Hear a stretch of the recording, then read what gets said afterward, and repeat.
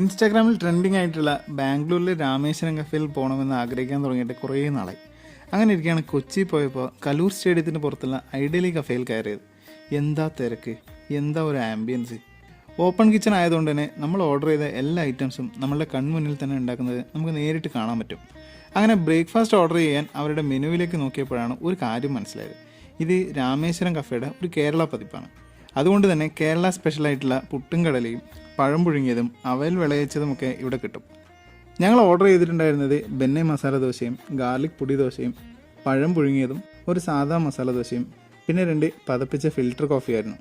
ഒന്നും പറയാനില്ല മക്കളെ, എല്ലാം ഒന്നിനൊന്ന് മെച്ചം. അങ്ങനെ രാമേശ്വരം കഫേ പോലെ ഒന്ന് ആഗ്രഹിച്ചു പോയ ഞങ്ങൾക്ക് അതിനേക്കാൾ മികച്ചതൊന്ന് സമ്മാനിച്ച ഐഡിയലി കഫേക്ക് ഒരുപാട് നന്ദി. ഈ കഫേയിൽ പോയവരുണ്ടെങ്കിൽ നിങ്ങളുടെ എക്സ്പീരിയൻസ് ഒന്ന് കമൻറ്റ് ചെയ്യണേ. അപ്പോൾ ശരി, എല്ലാം പറഞ്ഞ പോലെ.